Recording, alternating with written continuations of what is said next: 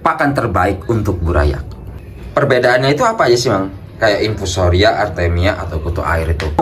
Jadi manfaat si jentik nyamuk buat ikan cupang tuh apa, Mang? Perbedaan pakan hidup dan pelet.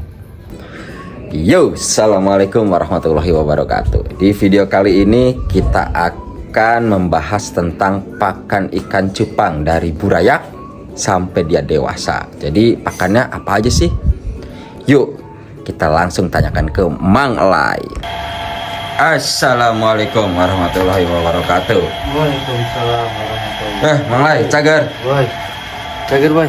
Ngopi. Siap. Stok ikan yang naik apa aja, Mang Elay? Stok yang naik buat sekarang ada Cooper, ada Grizzle, ada Black Samurai, sama dot.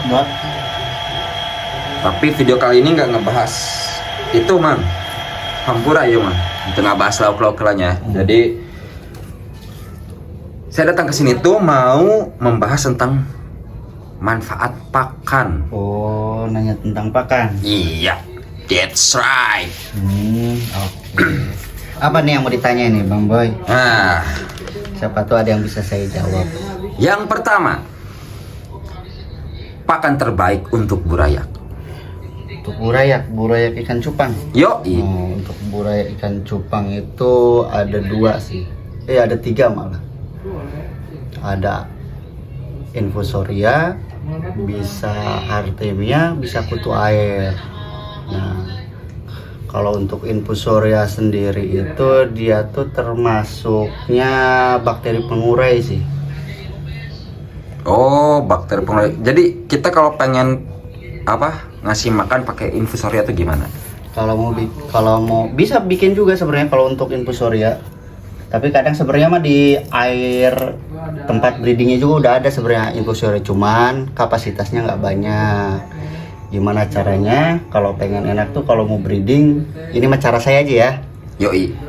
Itu tempat breedingnya kita kasih daun pisang kering sebelum kita breeding tuh. Kita langsung direndamkan saja gitu.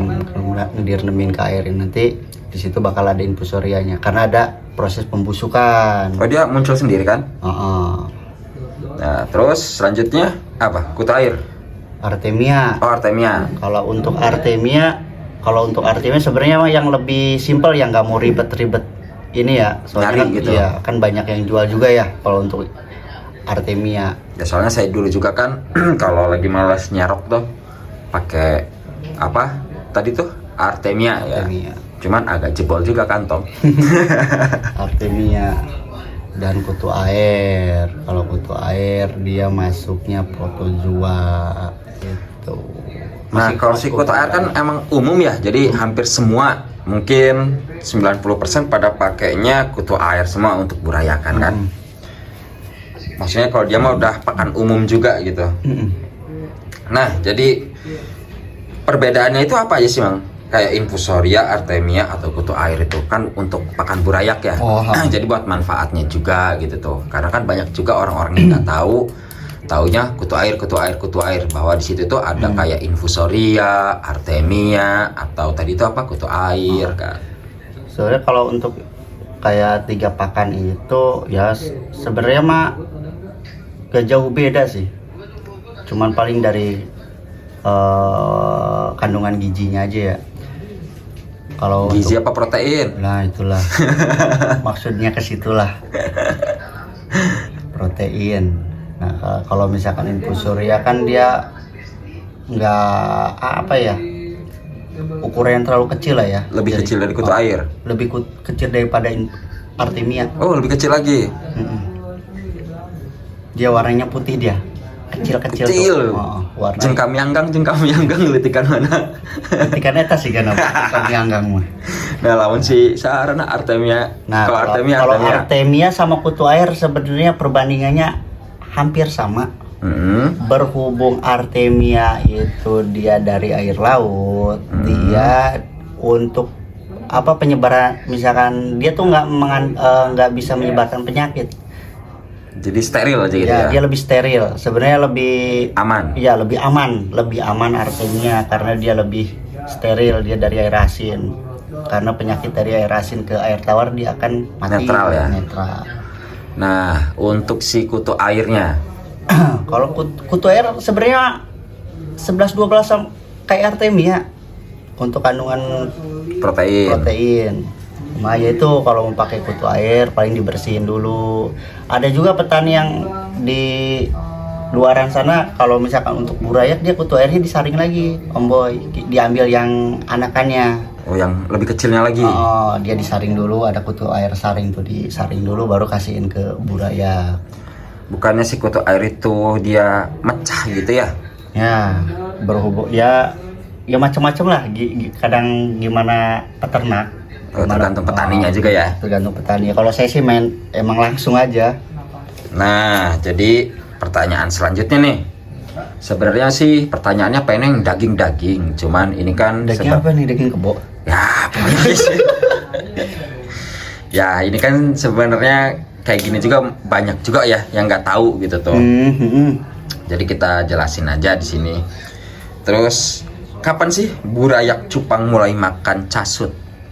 Kalau untuk burayak makan casut itu kalau di sini, kalau untuk pakan kutu air lah ya, kita sebut kutu airnya di sini terpenuhi 2-3 minggu itu di sini udah mulai dia ajar casut. Cuman masih dioplos ya, masih dioplos sama silang-silang kutu air. gitu. Masih dioplos sama kutu air. Kalau pengen amannya sih umur 1 bulan lah makan cacing sutra tuh. 1 bulan cacing sutra. Iya. Kalau 2 bulan? Kalau sebenarnya umur 1 bulan setengah 2 bulan tuh udah bisa mix itu, mau pakai jentik, jentik nyamuk, mau misalkan cacing sutra, itu udah bisa mix. Untuk si jentik nyamuk, jadi manfaat si jentik nyamuk buat ikan cupang tuh apa, Mang? Sepengetahuan saya aja. Iya dong. Dia itu cenderung untuk ke kalsium ya, Om Boy. Soalnya dia zat buat kitin. tulang lah. Buat tulang. Soalnya dia mengandung zat kitin. Kan nyamuk tuh kan itu kan ya ada cangkangnya dia kayak ini. Dia makanya bisa buat gituin itu tulangan ekor, badan, sisik dia bisa buat iniin.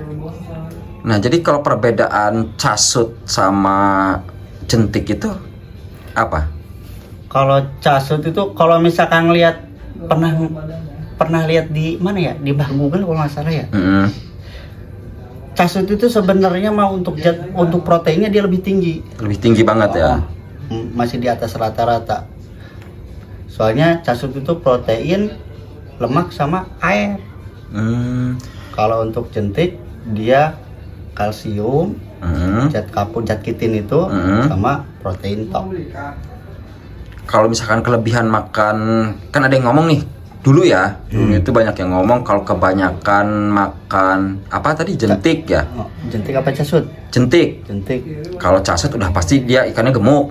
Nah, kalau jentik katanya, saya juga kan kurang tahu nih, masih katanya dia bakal menimbulkan sisik nanas, itu benar nggak, Mang?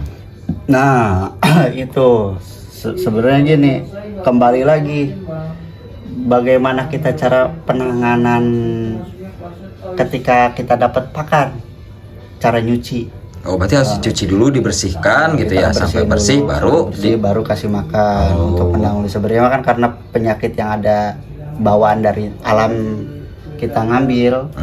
Ya. Nah, pertanyaan selanjutnya nih, Mang. Perbedaan pakan hidup dan pelet. Hidup dan pelet. Nah, soalnya kan kalau dulu ya, banyak yang ngomong pakai pelet itu jelek, pakai pelet itu gampang kotor, terus pokoknya hanya merek-merek tertentu lah yang bisa buat dikasih makan ke cupang. Recommended lah gitu. Oh, yang recommended. Nah, menurut Mang Lai gimana tuh? Apakah pakai pelet? Maksudnya kan kayak ada Pengli, ada PF 500 gitu kan? Merek kayak gitu. Itu recommended gak buat pelet?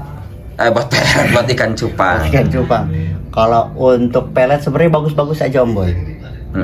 Cuman emang dia tuh kalau misalkan dia tuh cepat ngerubah kondisi air. Dia tuh kan yang namanya ini ya apa namanya bahan olahan. Dia kalau misalkan gitu ya. kalau misalkan dia nggak dimakan, dia bisa dibully banyak amoniak juga, makanya bisa gampang rusak air. Makanya paling harus rajin-rajin ganti airnya tuh kalau misalkan kita pakai pakan pelet. Oh, rajin-rajin ngebersihin aja gitu ya. Tapi untuk kadar proteinnya itu gimana? Bagus nggak si pelet itu? Maksudnya kan banyak juga nih kayak petani-petani baru bermunculan, terus kan sering apa ya, keluh kesahnya itu masalah tentang pakan. Nah, kalau misalkan dihajar pelet terus, bagus nggak buat si ikan cupangnya? Bagus aja Om Boy, selama ibaratnya kita bisa mengkondisikan ngerawat si ikannya, ngerawat airnya lah. Soalnya kan kuncinya di air. Ya. Untuk ikan tuh, kalau kita bisa merawat airnya, kamu pakai pakan apapun juga sebenarnya mah bagus Bagus aja ya. Nggak bisa ya ibaratnya biar nggak inilah, biar nggak tertekan lah. Jadi jangan harus pakan hidup ya, terus. Jadi jangan monoton lah. Si ikan juga perlu selang-selingan lah. Yuk kayak orang aja sih tiap hari makan tahu tempe tuh sekali kali makan nasi padang meureun. Maksud saya mah selalu berbarlu. Cuman kadang gitu kalau misalkan ikan yang tadinya biasa dikasih makan pakan hidup, dikasih pelet itu kadang ada yang nggak mau emang Om Boy. Makanya harus diajarin dulu. Kadang kalau misalkan di sini juga kalau misalkan kita lagi keteteran pakan hidup juga pakai pelet. Paling dipuasain dulu kita ikannya biar bener-bener lapar, baru kita kasih sedikit-sedikit. Kalau di sini apa tuh Mang? Pakai peletnya?